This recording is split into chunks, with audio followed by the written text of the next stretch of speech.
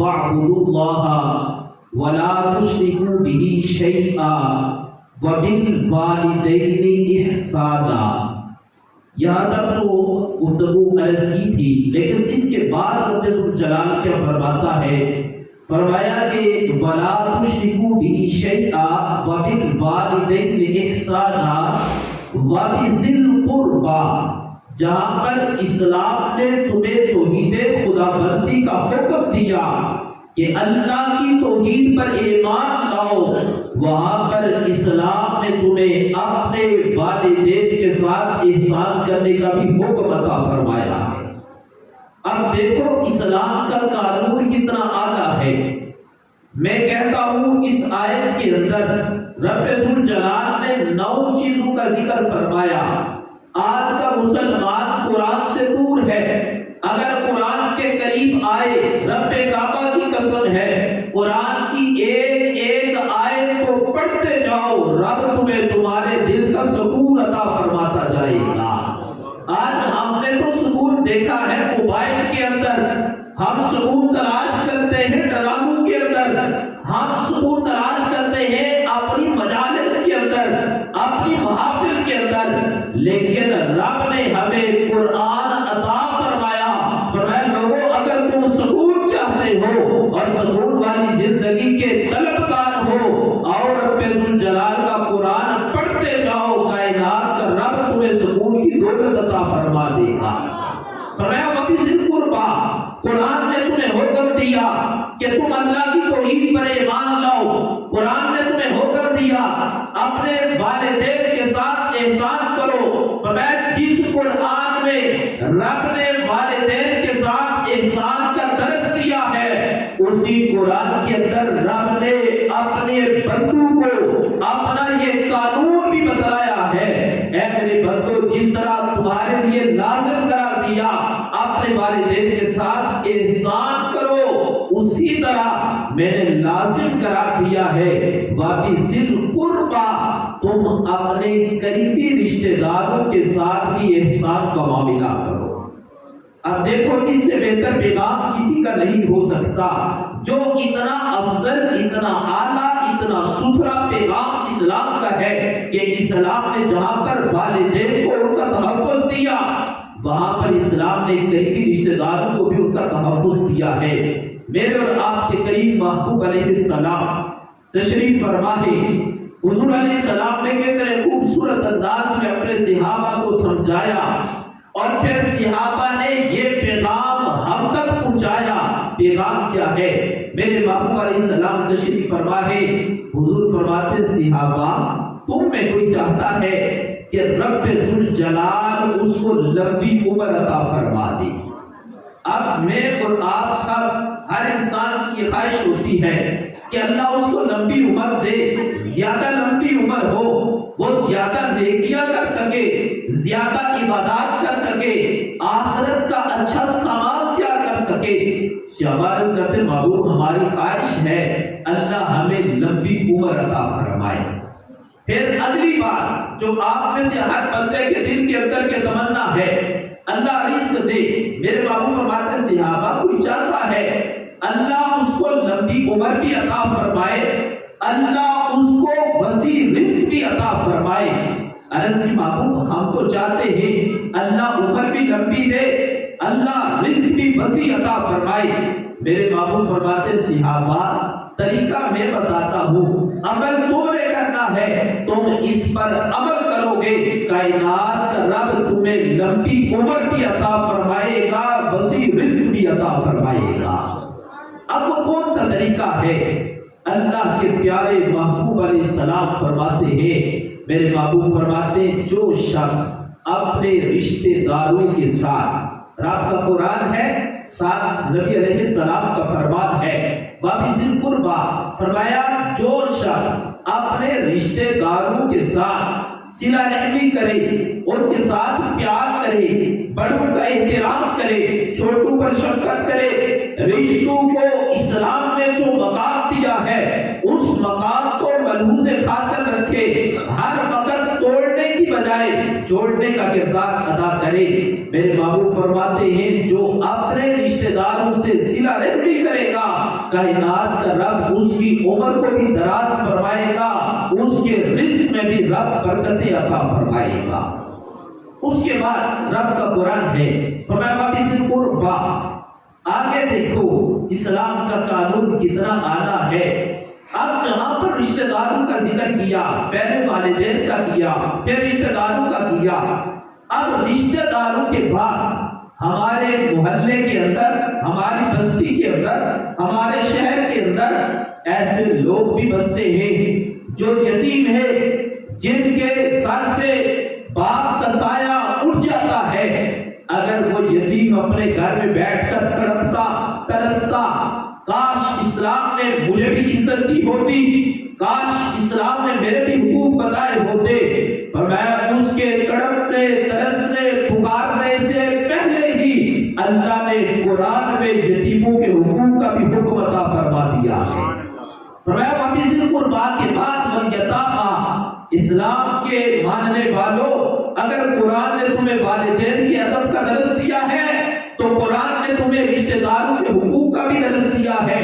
اگر قرآن نے تمہیں رشتہ داروں کے حقوق کا درس دیا ہے تو اللہ کے قرآن نے تمہیں یتیموں کے ساتھ بھی پیار کرنے کا حکم عطا فرمایا ہے۔ اب یہ رب کا قرآن ہے، ساتھ نبی علیہ السلام کا فرمان ہے۔ میرے محبوب کی خدمت میں یہ عرض کیا گیا، محبوب دل بندے کا اگر پتھر کی طرح سخت ہو جائے، بعض اوقات ایسا ہوتا ہے کہ انسان اپنی زندگی میں گناہ کرتا ہے۔ ہمارے معاشرے میں ایسے کئی افراد ہوتے ہیں کہ جو بالکل نماز کی طرف نہیں آتے، بالکل قرآن کی طرف نہیں آتے۔ اب ان پر قرآن کی آیتیں بھی پڑھو، حدیثیں بھی سناؤ، دعوت بھی دو، تبلیغ بھی کرو، لیکن ان کے دل پر بات اثر نہیں کرتی۔ اس کا بنیادی سبب یہ ہوتا ہے کہ ان کے دل پتھر کی طرح سخت ہو جاتے ہیں، اور یہ جو دل کی سختی آتی ہے، یہ گناہوں کی شدت، بندہ کثرت کے ساتھ گناہ کرے، اس کا دل پتھر کی طرح سخت ہو جاتا ہے۔ عرض کی محبوب جب دل سخت ہو جائے، اللہ کی طرف آنے کا دل نہ کرے، نماز پڑھنے کا دل نہ کرے، قرآن کی آیتیں بھی بندہ پڑھ کر سنائے پھر بھی باتوں کا اثر نہ ہو، اس کا کیا حل ہے؟ قربان جاؤں میرے اور آپ کے کریم محبوب، امت کو آج یہ پریشانی لاحق ہوئی، اللہ کے محبوب نے 1450 سال پہلے اپنی امت کو اس مسئلے کا بھی حل عطا فرما دیا ہے۔ محبوب اگر دل سخت ہو تو کیا کریں؟ اللہ کے رسول علیہ السلام نے فرمایا کسی یتیم کو تلاش کرو، یتیم کو تلاش کر کے اس کے سر پر شفقت کا ہاتھ رکھو، اس کی برکت سے اللہ تعالیٰ تمہارے دل کے اندر تمہیں نرمی عطا فرما دے گا۔ پھر اللہ کے رسول علیہ السلام نے اپنی امت کو کیسے سمجھایا؟ حضور فرماتے ہیں جس شخص نے کسی یتیم کی کفالت کی، اس کی مدد کی، اس کی رہنمائی کی، اس کی پرورش کی، اور میں یہاں پر یہ بات بھی ضروری سمجھتا ہوں کہ یتیم کی پرورش کرتے وقت ایک بات کا ضرور خیال رکھیں، اگر آپ انہیں خرچہ دیتے ہیں، مالی طور پر امداد کرتے ہیں، تو کبھی بھی آپ دے کر انہیں کبھی ذلیل نہ کرو۔ میں اکثر یہ جملہ کہتا ہوں، کسی کو کچھ دے کر اگر آپ نے اس کو ذلیل کرنا ہے، اس سے 1000 درجے بہتر ہے آپ اسے کچھ نہ دو، تاکہ کم از کم غربت کے ساتھ وہ عزت کی زندگی کو بسر کر سکے۔ اور دوسرا یہ ہے کہ یتیم کی پرورش کے ساتھ جہاں پر آپ مالی طور پر مدد کریں، وہاں پر آپ اس کی تربیت کے حوالے سے کوشش کریں کہ آپ اس کی اچھی تربیت کریں، اسے تعلیم دیں، تاکہ ساری زندگی وہ آپ کے چہرے کی طرف، آپ کے ہاتھوں کی طرف، آپ کی مدد کی طرف نہ دیکھ سکے، بلکہ وہ خود تیار ہو اور اپنے پاؤں پر کھڑا ہو کر خود وہ کما سکے، اور پھر وہ اپنے گھر والوں کی ذمہ داری کا اس کے اندر احساس پیدا ہو۔ اللہ کے رسول فرماتے ہیں جس نے یتیم کی کفالت کی، مدد کی، اس کو کیا شان ملے گی؟ میرے اور آپ کے قریب محبوب علیہ السلام فرماتے ہیں قیامت کے دن حضور علیہ السلام نے ان دو انگلیوں کو ملایا، فرمایا جس طرح یہ دو انگلیاں آپس میں ملی ہیں، جڑی ہیں، جو یتیم کی کفالت کرے گا، فرمایا قیامت کے دن کائنات کا رب اس کو اس طرح میری قربت کا اعزاز عطا فرمائے گا۔ اتنی بڑی شان ہے یتیموں کے ساتھ پیار کرنے کی۔ اس کے بعد فرمایا والیتامیٰ والمساکین، کہ جس طرح اسلام تمہیں یہ حکم دیتا ہے کہ معاشرے میں اگر کوئی یتیم بستا ہے تو یتیموں سے نفرت نہ کرو بلکہ یتیموں کے ساتھ پیار کرو، اور جس طرح اسلام نے یتیموں کے ساتھ پیار کا حکم دیا اسی طرح فرمایا والمساکین، اگر تمہارے معاشرے میں کوئی مسکین اپنی زندگی کو بسر کر رہا ہے تو تم اس سے بھی غربت کی وجہ سے نفرت نہ کرو بلکہ مخلوق خدا ہونے کی وجہ سے تم اس کے ساتھ بھی پیار کرو۔ آج صبح درس قرآن چونکہ اس مسجد میں ہر روز فجر کی نماز کے بعد درس قرآن ہوتا ہے، تو درس قرآن کے اندر ضمناً یہ حدیث پاک میں نے پڑھی اور پڑھ کر میرا بڑا دل ٹھنڈا ہوا، بڑا سکون آیا حدیث پاک بیان کر کے میں آپ کو بھی سنا دیتا ہوں۔ اب دیکھو رب کعبہ کی قسم ہے، جتنی برکتیں اللہ نے اسلام میں رکھی ہیں اتنی برکتیں آپ کو کہیں نہیں ملے گی۔ ایک مسکین کو زیادہ نہیں، پورا مہینہ یا پورے سال کے راشن کی بات نہیں، حدیث مبارکہ کے مطابق اگر کوئی شخص ایک لقمہ دیتا ہے، کتنا جی؟ ایک لقمہ، اللہ کے رسول علیہ السلام فرماتے ہیں اس کی وجہ سے اللہ تعالیٰ 3 بندوں کو جنت میں داخل فرما دے گا۔ عرض کی محبوب کو کون؟ فرمایا ایک وہ جس نے حکم دیا، دوسرا کون؟ فرمایا وہ آپ کی اہلیہ جس نے پکا کر کھانا دیا، تیسرا کون؟ فرمایا وہ جو گھر میں آپ نے خاتم رکھا ہے، ملازم رکھا ہے، اس کا کیا کردار ہے؟ آپ نے کھانا بنا کر اس کو دیا، یہ لو یہ کھانا لے جاؤ فلاں غریب کو جا کر دے آؤ۔ فرمایا وہ ایک لقمے کا حکم دینے والا، وہ کھانا پکا کر دینے والی، وہ کھانا لے کر جانے والا غلام، فرمایا اگر اللہ کی رضا کے لیے یہ کام کریں گے اس کی برکت سے اللہ تعالیٰ ان تینوں کو جنت میں داخل فرما دے گا۔ یہ برکت ہے اسلام کی۔ والیتامیٰ والمساکین، یہاں تک ہماری گفتگو پہنچی ہے، والمساکین تک، پھر کبھی انشاءاللہ موقع ملا تو اس سے آگے ہے والجار ذی القربی والجار الجنب والصاحب بالجنب وابن السبیل، کہ تم اپنے قریبی پڑوسیوں کے حقوق کا خیال رکھو۔ والجار ذی القربی قریبی پڑوسی، والجار الجنب اور دور کے پڑوسی، ان کے حقوق کا خیال رکھو۔ اس سلسلہ میں ایک بات میں کر کے گفتگو کو سمیٹ رہا ہوں۔ پڑوسیوں کے حوالے سے حضرت سیدنا بایزید بسطامی رحمۃ اللہ علیہ، ان کا ان کی سیرت کا ایک کردار ہے کہ آپ کے پڑوس میں ایک عورت رہتی تھی، انہوں نے اسلام قبول نہیں کیا تھا، مجوسی تھے۔ اب ایسا ہوا کہ پڑوس میں رہتی ہے، اس عورت کا شوہر گھر میں نہیں ہے، جب رات کا وقت ہوتا اس گھر سے بچے کے رونے کی آواز آتی۔ اللہ والوں کا انداز دیکھو، حضرت بایزید بسطامی کون ہے؟ یہ وہ ہستی ہیں، سارے لوگ داتا صاحب کے مزار پر جاتے ہیں دعا مانگنے، دور دور سے سفر کر کے، اور داتا صاحب کہتے ہیں جب مشکل وقت آتا بایزید بسطامی کے مزار پر میں جاتا، وہاں پر جا کر میں دعا مانگتا، اللہ ان کے صدقے میری دعا کو اپنی بارگاہ میں قبول فرما لیتا۔ بایزید بسطامی نے جب دیکھا پڑوس میں بچے کے رونے کی آواز آتی ہے، آپ نے کیا کیا؟ اس وقت چونکہ یہ لائٹ وغیرہ اتنے انتظامات تو تھے نہیں، چراغ جلایا، جا کر ان کی دیوار پر رکھ دیا تاکہ وہ عورت اٹھائے گھر میں لے جائے۔ جب گھر میں روشنی ہوگی بیٹے کے رونے کی آواز ختم ہو جائے گی۔ ایک دن عمل، دوسرے دن عمل، چند دن آپ یہ عمل کرتے رہے۔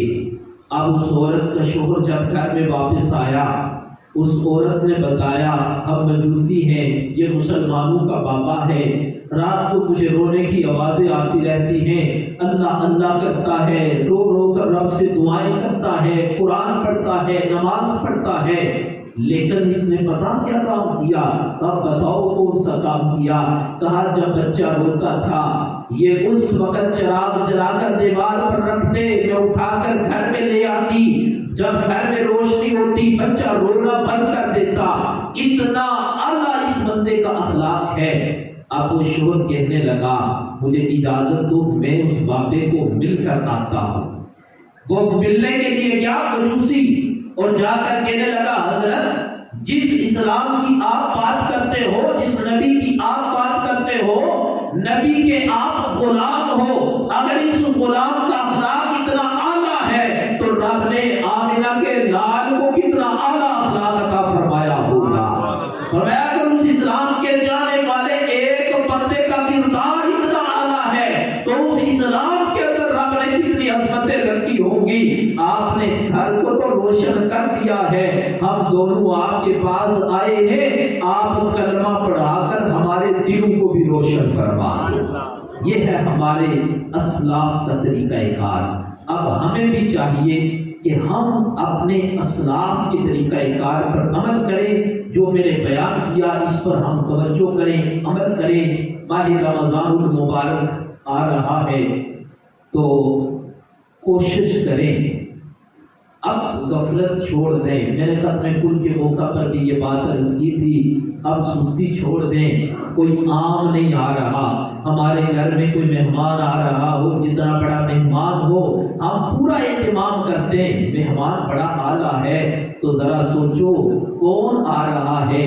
ماہ رمضان اللہ کا مہمان ہمارے پاس آ رہا ہے۔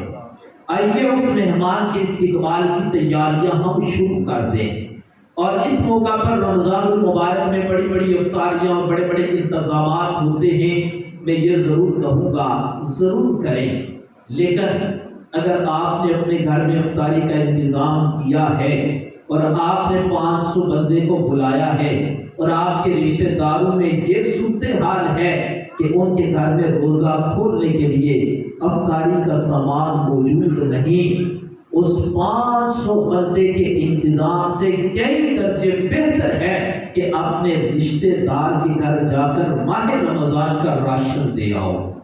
اسی طرح اپنے پڑوس میں رشتہ داروں میں غریبوں میں دیکھو جو مستحق ہیں۔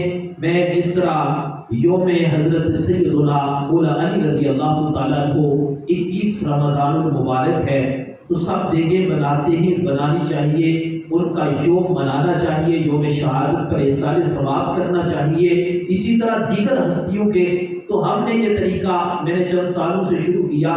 میں نے کہا اگر دیکھیے تو اس دن ہر بندے کی کوشش ہوتی ہے کرے، تو اگر تقریباً ایک دیکھ کر پر 6000 یا اس سے زائد خرچہ آتا ہے، اگر ہم ایک ایسا طریقہ اپنائیں کہ اس دن ایک گھر کے اندر افطاری کا اچھا سا سامان جو ہم اپنے لیے پسند کرتے ہیں ایک گھر کے اندر، پھر اسی طرح چند گھروں کا انتخاب کریں جو غرباء کے گھر ہیں اور ان گھروں کے اندر ان کے نام کی افطاری کا سامان بھیجے۔ یقیناً جب وہ گھر میں بچے کھائیں گے دعا کریں گے مولا علی کی ہم پر نگاہ کرم شامل حال ہوگی۔ اسی طرح جو دیگر ہماری رسمیں ہیں، میں چاہتا ہوں رسموں کا خاتمہ کرو۔ جو پرانی رسمیں چلی آ رہی ہیں ان رسموں سے ہٹ کر یہ افطار ڈنر پارٹی میں پتہ ہے کیا ہوتا ہے؟ بڑی معذرت کے ساتھ ہم نے جن لوگوں کو بلایا ہوتا ہے اگر 500 ہیں تو میں بڑی ذمہ داری سے یہ بات کہتا ہوں ان میں شاید کہ 400 بندے نے روزہ نہیں رکھا ہوتا۔ افطار ڈنر پارٹی میں کبھی ہم نے یہ کیا کہ ہم نے کسی غریب کو دعوت دی ہو یا لاؤ تم بھی افطاری کے لیے، اس میں آج کل تو سوشل میڈیا کا دور ہے، افطاری سے پہلے ہی تصویریں بنتی ہیں، ہم اپلوڈ کرتے ہیں، ہم نے بہت بڑا اہتمام کیا۔ تو ان رسموں سے ہٹ کر اصلاح امت کی طرف آؤ، فلاح انسانیت کے لیے آؤ، وہ کام کرو کہ جن کاموں کی اب ضرورت ہے، ان رسموں کا خاتمہ کریں، وہ کام کریں جن سے اللہ بھی راضی ہو، اللہ کا رسول بھی راضی ہو۔ وہ کام کریں جن سے مخلوق خدا کو بھی فائدہ ہو۔ اللہ تعالیٰ ہم سب کو اس پر عمل کرنے کی توفیق عطا فرمائے۔ جن کے اظہار ثواب کے لیے جمع ہوئے، رب ذوالجلال محترم آصف محمود قریشی ہاشمی، ان کی بخشش و مغفرت فرمائے۔ اولاد کو صبر کرنے کی، خاندان کو صبر کرنے کی ہمت اور توفیق عطا فرمائے۔ وما علینا الا البلاغ۔